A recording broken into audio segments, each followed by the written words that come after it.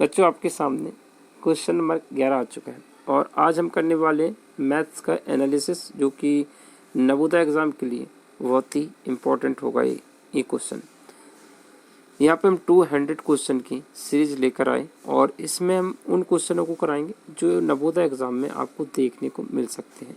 चलो बिना देर किए इस क्वेश्चन को करते हैं। यहाँ पे बोला है कि इस संख्या में बड़ी से बड़ी संख्या कौन सी है जो इसको विभाजित कर दे। तो यहाँ पर 47 से, या आप इसको किस तरह से करेंगे, आप इसमें 47 से भाग देंगे, 17 से भाग देंगे और इनको ऑप्शनों से भाग देना शुरू कर देंगे। इससे आपको ज़्यादा समय लगेगा। बच्चों क्या इससे आसान तरीका है? हाँ, क्या करेंगे बच्चों, इसकी अभाज्य गुणनखंड निकालना थोड़ा सा आसान होगा। अभाज्य गुणनखंड 95 और 95 के जब अभाज्य गुणनखंड निकालेंगे तो बच्चों इससे 5 से विभाजित करेंगे। 5 एकम 5, 5 नेम 45, 5 एकम पर 5 नेम 45, 5 एकम 5, 5 नेम 45। जैसे हमने इसको विभाजित किया तो हमें आंसर मिल जाता है कि इसमें अभाज्य संख्या 19 से विभाजित हो जाएगी। तो ये राइट ऑप्शन हो जाएगा तुम्हारा सी।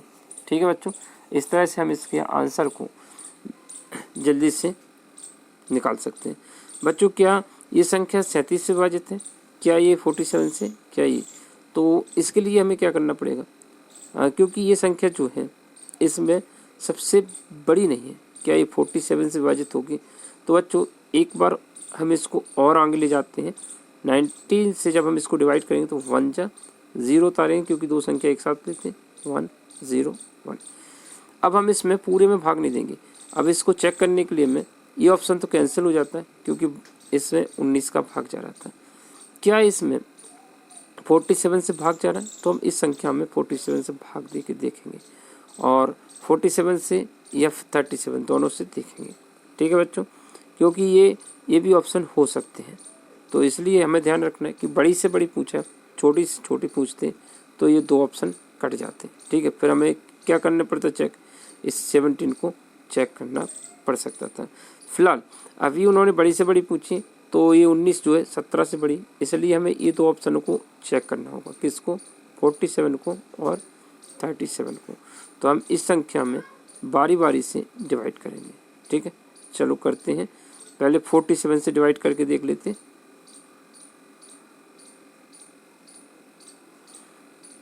1 0 1 0 1 47 कितनी बार जाएगा? 2 बार। 2 बार में कितना आएगा? 94। 6 और 1 7 बचेगा, 0 उतारेंगे 1 आ जाएगा। एक बार गया तो 47, घटाएंगे तो 3 यहाँ पे बचेगा, 10 का 5 हो जाएगा तो 2 बचेगा। उतारना किसको? 1 को। चलो देखते हैं क्या इसमें 7 के पारे में 1 कितनी बार में आता है? 7 या 21 है, और बाकी का इकाई अंक कभी नहीं मिलेगा। तो हम इसको 3 बार पढ़ के, या 4 बार 7 5 35 7 7 7 के पारे में सिर्फ और सिर्फ 3 बार में 1 आता है। तो 3 बार पढ़ने पर हमारा ये सॉल्यूशन नहीं मिलेगा। ठीक है, तो 47 से तो ये विभाजित नहीं है।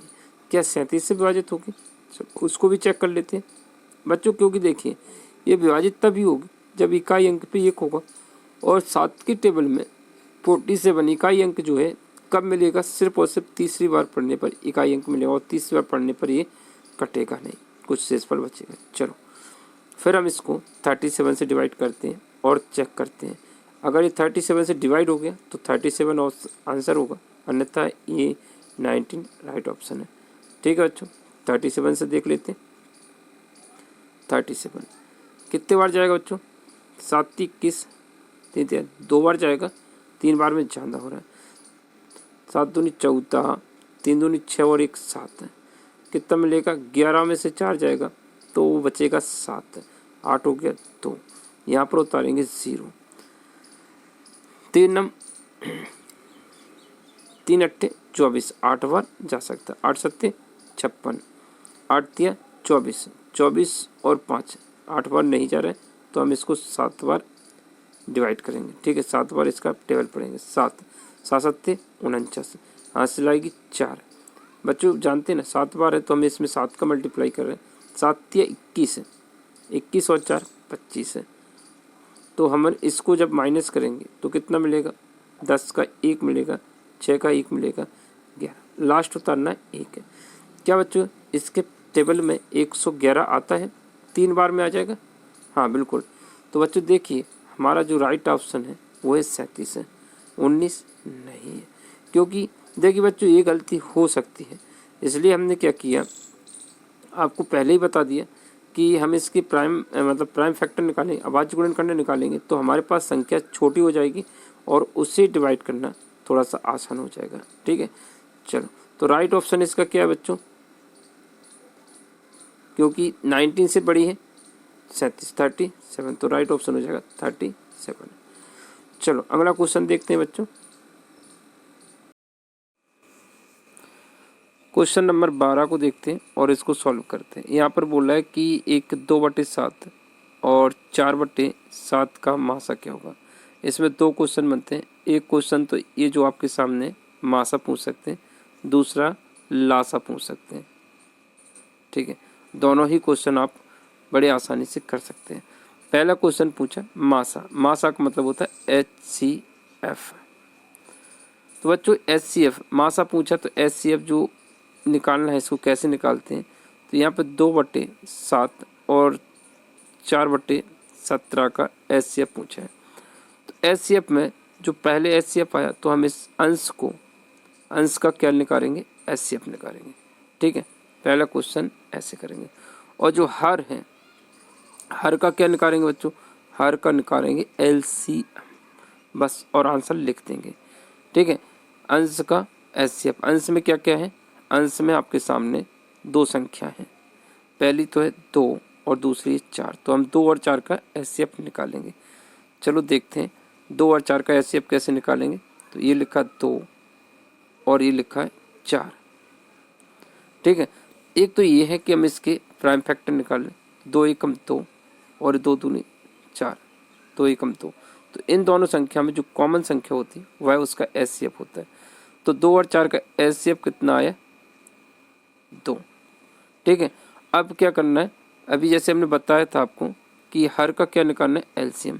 हर में क्या क्या है, 7 और 17, 7 और 17 का हमें निकालना है LCM। तो दोनों ही अभाज्य संख्या हैं, तो अभाज्य संख्याओं का HCF कैसे निकालते हैं बच्चों, LCM कैसे निकालते हैं, अभाज्य संख्याओं का LCM मल्टीप्लाई करके निकालते हैं। तो 17 7 कितना होता है, 119 है। तो आपका आंसर आ चुका है चौथा, क्योंकि देखिए पहले लिया अंश का HCF जो कि 2 आया और हर का LCM कितना आएगा, दोनों अभाज्य संख्या होती हैं तो अभाज्य संख्या को गुणा उसका LCM कहलाता है। चलो ये अच्छे से नोट करते हैं। अगर 2 अभाज्य संख्याएं, 2 या 2 से अधिक अभाज्य संख्याएं, और जैसे यहाँ पे 7 था और 17, इनका निकालना था LCM, तो इनका LCM निकालने की कोई ज़रूरत नहीं, इनका डायरेक्ट मल्टीप्लाई कर दीजिए। 7 का मल्टीप्लाई किससे कर देंगे, 17 से, तो हमारा LCM आ जाएगा। तो अभाज्य संख्याओं का जो LCM होता है वो क्या होता है, इनका गुणा होता है। ठीक है, इन सब का गुणा, तो 17 का 7 से गुणा किया तो 119 है, तो हमारा इसका LCM आ गया। बच्चों एक बात और है, उसको भी आपको नोट करना होगा, क्या है वो देखते हैं। दूसरी बात यह है कि अगर एक संख्या अभाज्य है और दूसरी संख्या कोई सी भी बनी रहा है, अगर 2 संख्याओं में से एक संख्या अभाज्य है तो अगर हमें इसका LCM निकालना है तब भी हम इनका क्या कर देते हैं, गुणा कर देते हैं। तो हमारा क्या निकल आता है, LCM निकल आता है। दूसरी बात यह है कि अगर इसका HCF निकालें, इन दोनों का HCF निकालें जिसमें एक संख्या अभाज्य है और एक संख्या, अगर 2 में से एक संख्या अभाज्य है और उनका HCF निकालना हो, क्या निकालना है, HCF निकालना, तो उनका HCF हमेशा 1 होता है। ठीक है, या 2 से कितनी भी संख्या बनी रहे, अगर अभाज्य संख्या है, सभी अभाज्य संख्या 4 अभाज्य संख्या, उनका HCF निकालना है तो उनका हमेशा क्या होगा, अभाज्य संख्याओं का HCF हमेशा 1 होता है। ठीक है, बहुत सारी संख्याओं में अगर एक संख्या, 2 संख्या या फिर 3 संख्या, ये तीनों संख्या कैसी अभाज्य है, तो हम इनका डायरेक्ट गुणा कर देंगे तो यह इसका क्या कहलाएगा, LCM कहलाएगा। उम्मीद करते हैं ये क्वेश्चन आपको समझ आ गया होगा, और समझ आ गया है तो चलते हैं अगला क्वेश्चन की तरफ से। ठीक है, चलो बच्चों इसका एक क्वेश्चन हमने और बताया था कि इसका अगर वो पूछते लासा क्या होगा तो उसको भी निकाल लेते हैं, क्योंकि ये क्वेश्चन इंपॉर्टेंट है, लासा भी पूछ सकते हैं। तो लासा के लिए क्या करना पड़ेगा, बस यहाँ पर आपको चेंजेस करना पड़ेगा। क्या करना पड़ेगा बच्चों, लासा पूछा है तो ऊपर वाले का हम एलसीएम निकालेंगे, अंश का यानी अंश का निकालेंगे एलसीएम और हर का निकालेंगे एचसीएफ। आंसर आ गया। तो यहाँ पर अंश में जो संख्या 2 और 4 का एलसीएम कितना है 4, तो ऊपर आता 4, और इनका हर का क्या निकालना है एचसीएफ। तो हर का एचसीएफ कैसे निकालेंगे, हर में कौन कौन है 7 है और 17 है, दोनों आवाज संख्या है, इसका एचसीएफ होगा 1, तब आंसर कितना आता है 4। ठीक है, हर तरह की पॉसिबिलिटी जो हमसे बनती है हम उस तरह क्वेश्चन आपको बताने की कोशिश कर रहे हैं बच्चों। इस तरह क्वेश्चन एग्जाम में देखने को मिल सकते हैं। चलो अगला क्वेश्चन करते हैं, क्वेश्चन नंबर 13। क्वेश्चन नंबर 13 आपके सामने रख चुका है और क्वेश्चन नंबर 13 में आपको ये बताना है कि 30 के गुणक हैं। गुणक मतलब 30 के गुणनखंड क्या है, तो हमें ये बताना है। तो गुणनखंड क्या होते हैं सबसे पहले ये समझ लेते हैं। यहाँ पर 30 के गुणनखंड पूछा है, तो 30 में जिन जिन संख्याओं से भाग चला जाएगा वह उसका क्या होगा गुणक होगा। तो यहाँ पर देखते हैं ऑप्शन 4 में 1 से भाग जा रहा है क्या, हाँ 1 का भाग तो सभी में चला, 2 का भी चला जाएगा, 3 का भी चला, 5 का जा रहा है, 6 पंचे 30 होता है, 10 तिया 30, 15 दूनी 30, तो यह इसके क्या हो जाएंगे गुणक हो जाएंगे। बच्चों क्या आप ये जानते हैं इसमें एक क्वेश्चन अक्सर पूछते हैं कि 30 के गुणांकों की संख्या कितनी है, 30 के गुणकों की संख्या कितनी है, तो कैसे निकालेंगे। बहुत ही मोस्ट इम्पॉर्टेंट क्वेश्चन है और ये नवोदय के एग्जाम में कई बार पूछा है कि गुणकों की संख्या कितनी है। तो यहाँ पर देखिए कितनी है 1 2 3 4 5 6 7 8, तो 30 के गुणांकों की संख्या कितनी है 8 है। क्या आप ये ऑप्शन नहीं होता तो बता सकते थे कि क्या है आखिर, तो देखिए कैसे पता करेंगे। तो 30 के हम क्या करेंगे अभाज्य गुणनखंड निकालेंगे। 2 से भाग दिया 15 आया, 3 से भाग दिया 5 आया, फिर 5 से भाग दिया 1 आया। तो यहाँ पर देखिए 2 पे घात 1 लिखेंगे, 3 पे घात 1 लिखेंगे और 5 पे घात 1 लिखेंगे। गुणांकों की संख्या निकालने के लिए क्या होता है घातों में 1 प्लस करके गुणांकों की संख्या निकालेंगे। जैसे यहाँ पर हमारा अभाज्य गुणनखंड आए 2 पे घात 1, 3 पे घात 1 और 5 पे घात 1 है, तो यहाँ पे गुणकों की संख्या कितनी होगी, तो यहाँ पर घात 1 है, 1 प्लस कर देंगे तो 2, घातों में 1 प्लस करके गुणा कर देंगे, 1 ही इसमें तो 2 और 1 इसमें तो 2, इन सब का गुणा करेंगे तो गुणांकों की संख्या कितनी आ जाएगी 8 आ जाएगी। ठीक है बच्चों, इसी तरह से एक एग्जाम्पल और लेते हैं। हमने बोला कि 36 के गुणकों की संख्या कितनी होगी, तो हम 36 से क्या निकालें अभाज्य गुणनखंड निकालें। 2 से काटा 18, 2 से काटा 9, 3 से काटा 3, फिर 3 से भाग दिया 1 है। तो यहाँ पर देखिए 2 2 बार है तो 2 पे घात 2, 3 भी 2 बार है तो 3 पे घात 2। गुणांकों की संख्या क्या होगी, हमने बोला घात में 1 प्लस करके आंसर निकल आएगा, 1 प्लस करके उनके गुणांक कर देंगे। 2 थी, घात में 1 प्लस किया तो घात हो जाएगी 3 गुणा, इस पे 2 है 1 प्लस कर दिया तो 3, 3 का 3 से गुणा करेंगे तो 36 के गुणजों की संख्या कितनी हो जाएगी 9। क्या आप ये 9 गुणजों की संख्या क्या बता सकते हैं कि 9 कौन कौन सी संख्या है जो इसको विभाजित करें। चलो देखते हैं कि 9 कौन कौन सी संख्या है। जैसे अभी 30 का पूछा था तो सबसे पहले तो 1 लिख लीजिए, 1 सभी का होता है, फिर 2 का भाग जाएगा, इसमें 3 का भाग जा रहा है, 4 का जाता है, 5 का नहीं जाता है तो 5 इसका गुणज नहीं होगा, 6 इसका गुणज है, 7 8 नहीं है, 9 है, और फिर कितना है 12 18 और इसके बाद 36 है। तो यहाँ पर देखिए बच्चों ये 9 संख्याएं थी जो इसके गुणज हैं। जैसे कि हमने बताया था कि 2 बार है तो उसे 1 बार ऐड करके गुणा कर देते हैं, गुणकों की संख्या निकल आती है। ठीक है, समझ आया बच्चों क्या बताया था अभी हमने।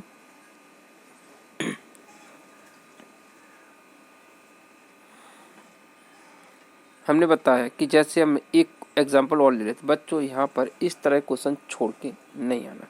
जैसे हमने लोग 48 के सभी गुणकों की संख्या कितनी है, 48 के गुणकों की संख्या कितनी है। तो संख्या निकालने के लिए हमने क्या बताया था कि हम इसके अभाज्य गुणनखंड निकालेंगे और उनकी घातों को 1 बढ़ा करके गुणा कर देंगे। 2 से भाग दिया इसमें, 2 दूनी 4, 2 चौकी 8, 2 से दिया 12, 2 से दिया 6, 3 से दिया या 2 से दिया 1, 2 तिया 6,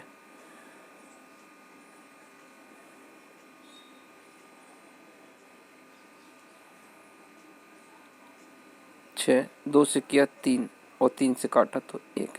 यहाँ पर देखिए 2 कितनी बार है, 3 बार है, 4 बार है। तो हम इसको 4 बार ना लेके कितनी बार ले लेंगे, 5 बार। 1 बार बढ़ा देंगे 4, यानी 2 पे घात क्या लिखेंगे बच्चों, 2 पे घात लिखा जाएगा 4, 2 पे घात 4। और 3 कितनी बार है, 1 बार। तो हम इन घातों में 1 प्लस करके उनका गुणा कर देंगे। तो 4 है तो घात लेंगे 5, 1 है तो लेंगे 2, तो यहाँ पर आएगा 10 है। तो 48 के गुणजों की संख्या कितनी है, 10 है। तो वो सारी 10 संख्याएं आप भी पता कर सकते हो, ठीक है। तो इस तरह से निकालते हैं गुणकों की संख्या, और इस तरह क्वेश्चन एग्जाम में आता है, आपको भी देखने को मिल सकता है। चलो फिर नेक्स्ट क्वेश्चन की तरफ चलते हैं बच्चों। इसी तरह से आपको हर एक क्वेश्चन बहुत ही इंपॉर्टेंट है और उसके पीछे जो कॉन्सेप्ट होता है वो हम बताएंगे आपको, ठीक है। अगर वीडियो पसंद आ रहा है तो इसे लाइक करना, शेयर। चलो इस क्वेश्चन को देखते हैं। यहाँ पर लिखा है निम्न चित्रालेख एक नर्सरी द्वारा सोमवार से शुक्रवार तक बेचे गए पौधों की संख्या को दर्शाता है। और यहाँ पर सोमवार को 2 पौधे बेचते, मंगलवार को 4, इस तरह से यहाँ पर बेचे गए पौधों की संख्या दर्शाया गया, ठीक है। तो क्वेश्चन को आपको करना कहाँ से, इसको देख लेते हैं। यहाँ पर ये क्वेश्चन पूछा है कि सोमवार से शुक्रवार तक कुल कितने पौधे बिके। तो सोमवार से लेकर शुक्रवार तक कितने बचे, सोमवार, मंगल, बुध, बृहस्पति, शुक्र, ये 4 दिनों 5-6 दिनों में कितने पौधे बिके। तो यहाँ पर अगर हम इन पौधों को गिनेंगे, आप गिन लेना, इन सबको गिनेंगे तो ये 19 है। कितने हमने गिन लिया, 19 है। और यहाँ पर एक जो सिंबल है 20 पौधों को बताता है। जब हमें एक का पता है तो अनेक का निकाल लेंगे। एक सिंबल में 20 पौधे हैं, तो हमारे पास कितने सिंबल है, 19 है। तो हमें 19 सिंबल निकालना है। एक का पता है तो अनेक निकाल सकते हैं 19 का गुणा करके। तो 19 का गुणा कर देंगे तो कितना हो जाएगा, 38 है, यानी 380 राइट आंसर हो जाएगा। बच्चों इस तरह क्वेश्चन अक्सर पूछ लेते हैं। यहाँ पर जो सिंबल का इकाई अंक दे रखा है, इकाई दे रखा है, ये कुछ भी हो सकता है। 20 की जगह पे 10 कर सकते हैं, वो 5 कर सकते हैं। इस तरह क्वेश्चन पूछ लेते हैं। जैसे हम इसी तरह का और क्वेश्चन देखेंगे ताकि आपको इस तरह क्वेश्चन अच्छे से करना आ जाए, ठीक है बच्चों। इस तरह क्वेश्चन अक्सर पूछते हैं। चलो नेक्स्ट क्वेश्चन की तरफ चलते हैं। इस क्वेश्चन को देखते हैं। क्वेश्चन नंबर 15 दंड चार्ट से ज्ञात कीजिए कि कितने अभ्यर्थियों ने 20 से अधिक अंक पाए। तो 20 से अधिक अंक पाने वाले छात्रों की संख्या पूछिए। तो यहाँ पर देखिए 20 से 30 अंक पाने वाले, 20 से 30 अंक पाने वाले छात्रों की संख्या कितनी है, 7 है। ये जो सामने लिखा है वो छात्रों की संख्या रखी, इस तरफ छात्रों की संख्या दे रखी, इस तरफ प्राप्त अंक दे रखे हैं, ठीक है। 20 से अधिक की बात हो रही, तो 20 से अधिक अंक पाने वाले यहाँ पर है 7 छात्र हैं, काउंट करना है। फिर 20 से अधिक, ये 30 और 40 वाले भी 20 से अधिक अंक पाए, तो ये कितने छात्र, 4, इनको भी काउंट करेंगे। इसके बाद 40 से 50 अंक, ये भी हमारे कितने छात्रों की संख्या कितनी है, 2, इनके सामने छात्रों की संख्या 2। 50 से 60 अंक पाने वाले छात्रों की संख्या 1 है। ये सारे छात्र जो हैं 20 से अधिक अंक पाए हैं, ठीक है।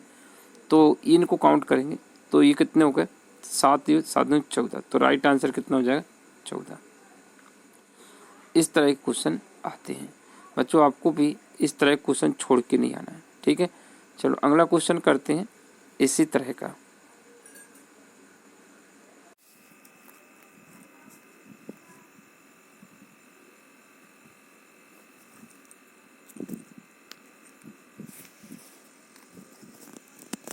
चलो इस क्वेश्चन को देखो, क्वेश्चन नंबर 16।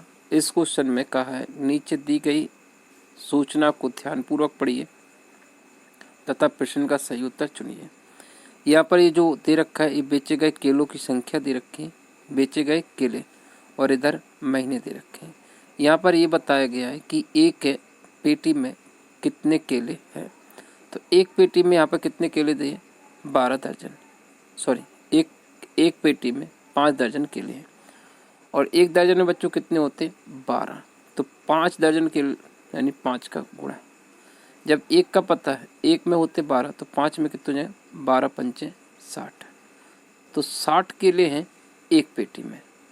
तो यहाँ पर क्वेश्चन क्या है उसको भी पढ़ लेते हैं। क्वेश्चन में क्या कहा है उसके अनुसार दिए गए महीने के अंतर्गत बेचे गए केलों की कुल संख्या पूछिए। ठीक है, तो कुल संख्या निकालने के लिए हमें बच्चों क्या करना पड़ेगा, इन पेटियों को गिनना होगा और उसको मल्टीप्लाई करना 60 से, क्योंकि एक का जब हमें पता होता है तो हमें अनेक का निकालना है तो उसमें गुणा करते हैं। यहाँ पर एक पेटी को 60 के लिए दर्शाता है। कितनी पेटियाँ हैं इनको काउंट कर लेते हैं। इसमें 6 पेटियाँ हैं। ठीक है, 6 और 3 9, 9 और 5 14, 14 और 2 16, 16 और 7 23 है, 23 है। ठीक है, इसका मल्टीप्लाई कर देंगे तो हमारा आंसर आ जाएगा। राइट आंसर होगा। जब 60 का हम इसमें मल्टीप्लाई करेंगे तो 0 का 0, 6 18, हासिल 1, 6 दूनी 12 और 1 13। तो राइट आंसर आ जाएगा 1380। ठीक है बच्चों, इस तरह क्वेश्चन अब आप कभी छोड़ के नहीं आओगे। ठीक है, अगला क्वेश्चन देखते हैं और उससे समझते हैं। अगर वीडियो आपको पसंद आ रहा है तो इसे लाइक और शेयर करना ना भूलें और ज़्यादा से ज़्यादा बच्चों तक इसे पहुंचाएं। चलो इस क्वेश्चन को देखते हैं। ये है क्वेश्चन, पढ़ते। चंद्रकांता ने एक घर इतने रुपए में खरीदा और उसकी मरम्मत पर 50,000 रुपया लगाए। यदि वह उसे बेचने पर 20% लाभ पाना चाहती है तो घर का विक्रय मूल्य क्या होगा। तो यहाँ पर बच्चों देखिए, पहले उसने इस घर को कितने रुपए में खरीदा, 2 लाख, इकाई, दहाई, सैकड़ा, हजार, 10,000, लाख, 2 लाख में खरीदा। ठीक है, और इस पर 50,000 उसने ऊपर खर्च किए। तो 50,000 जब उसने खर्च कर दिए तो उसको ये लाख पड़ा, ये जो है 2.5 लाख का पड़ा। कितने का पड़ा, 2,50,000 का। ठीक है, 2,50,000 का। अब इसको उस पर भाई 20% लाभ चाहती हैं। तो इस क्वेश्चन को आपको समझना था। तो यहाँ पर जो लागत यानी जो इसकी लागत है वो कितनी है, 2.5 लाख रुपया। और 2.5 लाख रुपया जो लागत है वो प्रतिशत में कितनी है, अगर इसको समझ लिया तो क्वेश्चन आपसे बन जाएगा। ठीक है, यहाँ पर कोई फॉर्मूला तो हम बताएंगे नहीं आपको। ठीक है, सीधा क्वेश्चन कराएंगे। जो लागत होती है तो वह परसेंट में होती है 100%। ठीक है, जिससे हम क्या है कॉस्ट प्राइस भी बोल सकते हैं। जब कोई चीज़ को खरीदते हैं उसे हम क्या बोलते हैं बच्चों, कॉस्ट प्राइस है। और जितने में बेचते हैं वह उसका विक्रय मूल्य होता है। तो क्रय मूल्य जो है 2 लाख प्लस 5 है तो कितना हो गया, 2.5 लाख है। ये कितना दे रखा है, 100% है। और हमें पूछा है 20% लाभ। 20% मतलब इस पर 20% लाभ चाहता है। इसका मतलब हमें 120% ज्ञात करना। क्या बच्चों आप निकाल सकते हैं 120% बिना फॉर्मूले के? जी हाँ। इसका 1% कितना होगा, अगर 1% निकाल लिया तो 120% भी हो जाएगा, क्योंकि हमने पहले ही बताया कि अनेक से 1 निकालना है तो डिवाइड करते हैं। तो यहाँ पर 100 का 1 निकालना है तो हमें 100 से भाग देंगे तो 2 0 से 2 0 कट जाएंगे। 1% बराबर है 2,500 यानी 2,500 रुपया। ठीक है, तो यहाँ पर 1% हमने निकाल लिया, 2,500 रुपया आ गया। यहाँ पर हमें निकालना है 120% यानी 20% लाभ कहलाएगा ये। ठीक है, तो 120 का गुणा कर देंगे, सीधा आंसर आ जाएगा। 3 0 हो गए, 3 0 लगा दिए। 12 पंचे 60, हासिल आएगी 6, 12 दूनी 24 है, 24 में 6 जुड़ेगा तो हो जाएगा 30, तो यहाँ पर उसका जो विक्रय मूल्य होगा वो होगा 3 लाख रुपया। तो इसका फ़ायदा कितना हो गया? 50,000 का। अब क्वेश्चन को देखते हैं आंसर। तो राइट ऑप्शन क्या हो जाएगा? दूसरा। ठीक है बच्चों, तो यहाँ पर हमने दो चीज़ें समझी। एक तो ये है कि जो क्रय मूल्य होता है, क्रय मूल्य वो क्या होता है? प्रतिशत में 100% होता है। अब अगर इस पे विक्रय मूल्य पर 20% का फ़ायदा हुआ था, तो विक्रय मूल्य 20% फ़ायदा हुआ, यानी 100 से अधिक यानी 120% में उसे बेचा होगा। अब जैसे यहाँ पर इन दो चीज़ों को ध्यान में रखना। अगर इसको हानि पे बेचता तो 100 से क्या हो जाता? कम हो जाता। 20% हानि पे बेचता तो कितना निकालना होता है हमको? 80%। तो बच्चों यहाँ पर हमने सिर्फ इस चीज़ को फोकस किया कि अगर किसी का जो कॉस्ट प्राइस पता है तो हम उसका विक्रय मूल्य आसानी से निकाल सकते हैं। ठीक है, चाहे वो लाभ प्रॉफिट हो चाहे हानि हो, मतलब उसका विक्रय मूल्य या तो उस पर लाभ होगा या फिर हानि होगी। लाभ होगा तो 100 से अधिक हो जाएगा और हानि होगी तो 100 से कम हो जाएगा। ठीक है, 100 से अधिक यानी लाभ, 100 से कम यानी हानि।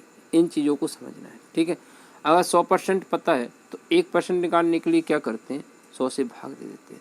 100 से भाग देना यानी दो स्थान पर दशमलव लगाना। ठीक है, इसके बाद हम इसको और डिटेल में समझते हैं थोड़ा सा। जैसे बच्चों हमने बोला कि क्रय मूल्य मान लेते हैं 500 है। इसका मतलब ये क्रय मूल्य है तो ये अपने आप में कितना है? 100% है। इसका हमें 1% निकालना है तो क्या करेंगे? दो स्थान बाद दशमलव लगा देंगे। 1% बराबर कितना होगा? 5 है। अब इसका तुम कितना भी निकाल सकते हो।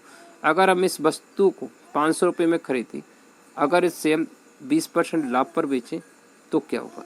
तो 1% बराबर कितना है? 5। तो 120% बराबर 120% बराबर कितना हो? 120 से गुणा 12 पंचे 60 यानी 600 रुपया में बेचना पड़ेगा। ठीक है, इसके बाद अगला क्वेश्चन देखते हैं। इस क्वेश्चन को देखते हैं, क्वेश्चन नंबर 18 और यहाँ पर कहा है श्रीमती भाटिया अपनी कक्षा के विद्यार्थियों में बराबर 75 पेंसिल और 60 रबड़ बांटती है। उनकी कक्षा में अधिकतम कितने छात्र होंगे? तो यहाँ पर अधिकतम छात्रों की संख्या पूछी है जिसमें हमें 75 पेंसिल और 60 रबड़ बराबर बट जाए। ठीक है, हर एक छात्र को बराबर पेंसिल मिले और बराबर रबड़ मिले। तो जब हमें अधिकतम की पूछे तो हम क्या करते बच्चों? एचसीएफ निकालते हैं। इस तरह क्वेश्चन में एचसीएफ निकालते हैं क्योंकि एचसीएफ का जो फुल फॉर्म होता है हाईएस्ट कॉमन फैक्टर। तो हमें निकालना है 60 और 75 का एचसीएफ है। तो यहाँ हम सबसे आसान विधि एचसीएफ की सबसे आसान विधि भाग विधि समझते हैं और आज हम भाग विधि को समझते हैं। ठीक है, तो यहाँ पर भाग विधि से हमें किसका निकालना है? 60 और 75 का एचसीएफ निकालना। तो हम इसमें भाग देंगे 75 में, छोटी संख्या से बड़ी संख्या में भाग देते हैं। तो हम जब इसमें भाग देंगे उस समय तक भाग देंगे जब तक कि शेषफल 0 ना बन जाए। 60 एकम 60, यहाँ पर शेषफल बचेगा 15। जो शेषफल बचता है उससे भाग दिया जाता है इस वाली संख्या में। ठीक है, तो 15 चौके 60, तो हमारा जो शेषफल आ जाएगा 0 आ जाएगा। जब शेषफल 0 आ गया तो हमारा जो एचसीएफ है वो कितना है? 15। तो राइट आंसर क्या हो जाएगा? 15। ठीक है, तो इस तरह से अगर हमें एचसीएफ निकालना है दो संख्याओं का तो हम क्या करते हैं? भाग विधि सबसे आसान समझते हैं। ठीक है, जैसे अगर हमने बोला है कि आपको एचसीएफ निकालना है दो संख्याओं का, दो संख्याएं लिख देते हैं। जैसे हमने लिखा है 15 और 225, इनका एचसीएफ क्या होगा? तो बच्चों हम क्या करेंगे? बड़ी संख्या में छोटी संख्या से भाग देंगे। ठीक है, तो एचसीएफ निकल आ जाएगा। भाग विधि से एचसीएफ निकालना आसान होता है। तो 15 से भाग दिया जाएगा 225 में। कब तक भाग दिया जाए? जब तक कि शेषफल 0 नहीं आ जाता। एक बार ट्राई और कर लेते, कोशिश करना है। 15 एकम 15, कितना बचेगा? 7। 15 पना 75। तो हमारा जो 15 और 125 का जो एचसीएफ है वह कितना है? 15। ठीक है, तो इस तरह से हम एचसीएफ निकाल सकते हैं। एचसीएफ की भाग विधि सबसे आसान होती है और इसी से आप जल्दी से निकाल पाओगे। अगला क्वेश्चन देखते हैं इसके बाद। क्वेश्चन नंबर 19वां। यहाँ पर आपको ये बताना है कि छोटी से छोटी संख्या जो 15, 25 और 30 से विभाजित हो ज्ञात करना है। तो छोटी से छोटी के लिए, जैसे बड़ी से बड़ी के लिए हमें क्या निकालना पड़ता है, HCF, और छोटी से छोटी के लिए हमें क्या निकालना पड़ेगा, LCM। तो यहाँ पर पूछा LCM इन संख्याओं का। LCM किसका निकालना है, 15, 25 और 30 का। ठीक है, इन तीनों का LCM निकालना है। LCM निकालना सीखते हैं।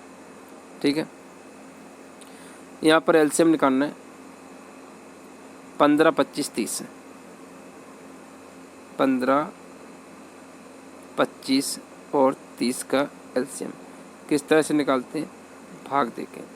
तो हम इसमें भाग देंगे 2 से। 15 नहीं कटा, 25 का 25, 15। अब इसको हम किससे भाग देंगे, 3 से। 3 5 15, 25 अपनी जगह और 3 5 15। 5 से काटा, 5 एकम 5, 5 25 और इस तरह से 1। 5 से और काटा तो हमारा HCF आ जाएगा। 5 25 75, 75 दूनी 150। HCF कितना है, 150। इन सब का गुणा किया जाता है HCF में। बच्चों ये HCF निकालने की एक और आसान विधि है, वो हम आपको बताते हैं। HCF का फुल फॉर्म क्या होता है, LCM का फुल फॉर्म क्या होता है, LCM, लोएस्ट कॉमन फैक्टर या लोएस्ट कॉमन मल्टीपल्स। 15, 25 और 30। ठीक है, इसमें हम 15 को काट सकते हैं। ठीक है, और यहाँ पर 15 क्यों कटा है, क्योंकि 15 का मल्टीपल्स दे रखा है। तो यहाँ पर मल्टीपल्स अगर मिल जाता है तो उस संख्या को हम हटा देंगे। तो हमारे पास जो संख्या बची है उनका LCM निकालना है। इनमें कॉमन चीज़ क्या है, इन दोनों में कॉमन क्या है, 5। इसमें से और इसमें से 5 कॉमन लेंगे तो 5, 5 25, 5 31। तो हमारा LCM आ चुका है। क्या करते हैं, इन दोनों संख्या कॉमन फैक्टर देखा तो इनमें 5 का मल्टीपल ये, 5 का ये, तो हमने 5 कॉमन ले लिया। 5 कॉमन लेंगे तो 5 25, 5 31, ये बचेगा, इनका गुणा कर लिए। 5 तिया 5 का 30, 30 पंचे 150, 5 25 का 150। तो हमारा LCM आसानी से आ जाता है। तो यहाँ पर अगर मल्टीपल्स मिलते तो इस LCM की थ्योरम से मल्टीपल्स को हम हटा देते हैं। ठीक है, और उसमें से हमें क्या करना होता है, कॉमन लेना होता है। तो कॉमन संख्याओं को ले करके लोएस्ट, मतलब इन सब में क्या कॉमन है, जब तक लेते हैं कॉमन तब तक की कॉमन आता है। ठीक है, जैसे अगर हमने बोला, एक एग्जांपल और लेते हैं LCM का क्योंकि बहुत इंपॉर्टेंट है। जैसे हमने बोला 8, 16 और 24 का क्या करना है, LCM निकालना है। तो बच्चों देखिए 8 का मल्टीपल्स यहाँ पर है तो हम इसको हटा देंगे। अब 16 और 24 में कॉमन क्या है, तो इसमें 8 कॉमन है। 16 और 24 में 8 कॉमन ले लिया, कोष्टक 16, 8 दूने 16, 8 तिया 24। तो यहाँ पर जो बाकी के बच्चे इनमें कुछ भी कॉमन नहीं, तो तीनों का मल्टीपल कर देंगे तो कितना आ जाएगा LCM, 8 दूने 16, 16 तिया 48। तो 48 हमारा क्या आ जाएगा, LCM आ जाएगा। ठीक है, इस तरह से आप आसानी से LCM निकाल सकते हो। ठीक है, अगर वीडियो पसंद आ रहा है तो इससे लाइक शेयर करना ना भूलें। ठीक है, अगला क्वेश्चन करते हैं और इस सेशन का लास्ट क्वेश्चन 20, क्योंकि हम 10 मोस्ट इंपॉर्टेंट क्वेश्चन कराते हैं जो कि एग्ज़ाम के पॉइंट ऑफ व्यू से बहुत ही अच्छे हैं। इस तरह के क्वेश्चन आपको एग्ज़ाम में देखने को ज़रूर मिलेंगे, इसलिए हर क्वेश्चन को देखना और उसके पीछे क्या क्या क्वेश्चन बन सकते हैं उनको भी समझना है। चलो लास्ट क्वेश्चन देखते हैं फिर आज का। यहाँ पर क्वेश्चन देखते हैं, क्वेश्चन नंबर 20 में 3 ट्रैफिक बत्तियाँ क्रमशः 10, 15 और 20 मिनट पश्चात चमकती हैं। एक साथ वे सुबह 6:10 बजे चमकती हैं, इसके पश्चात वे एक साथ कब चमकेंगे। तो ये जो है पहले इनका समय अंतराल कितना दे रखा है, 10, 15 और 20 है। इस तरह क्वेश्चन करने के लिए हमें क्या होता है, LCM लेना होता है। जैसे अभी बताया था LCM लेना होता है, और LCM लेने की हमने आसान विधि बताई थी आपको, उसी से करेंगे। तो ये पहले कितने बजे चमकती हैं, 6:10। तो जब एक साथ कब चमकेंगे, तो इसके लिए हमें एलसीएम निकालना होगा। इससे हमें क्या पता चल जाएगा, टाइम पता चल जाएगा। टाइम जो आएगा मिनट में आएगा। चलो फिर 10, 15 और 20 का एलसीएम निकालना सीखते हैं। 10, 15 और 20 है, इनका अगर हम एलसीएम निकालेंगे तो 10 को हटा देंगे, क्योंकि एलसीएम जो होता है वो होता है लोएस्ट कॉमन मल्टीपल्स। मल्टीपल्स को हम क्या करते हैं, हटा देते हैं। अब हमारे पास 15 और 20 बचा है, तो इसमें कॉमन क्या है, कॉमन क्या है, 15 और 20 में 5 है, 5 कॉमन है, उसको ले लेते हैं। फिर इसके बाद 5 कॉमन लेंगे तो 5 तिया 15, 3 बचा, 5 चौके 20 है।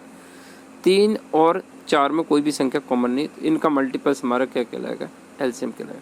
5 तिया 15 चौके 60 है, 60 मिनट है, 60 मिनट यानी 1 घंटा।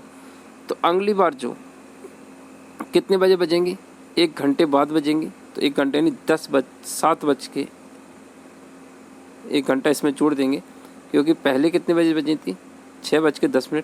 1 घंटे बाद ये 7 में फिर बजेंगे, हर घंटे बाद ये 7 बजेंगे, इसलिए अगली बार ये बजती हैं सुबह 7:10। जब हम 6 में 1 घंटा जोड़ देंगे तो 6:10 हो जाएगा, 7:10।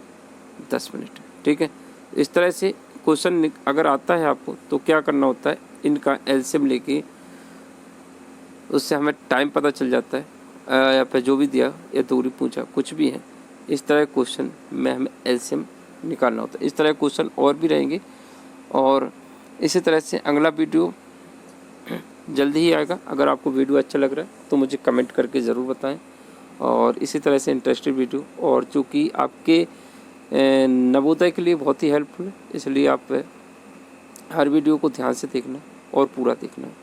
ठीक है, अगले वीडियो पर मिलते हैं, तब तक के लिए धन्यवाद।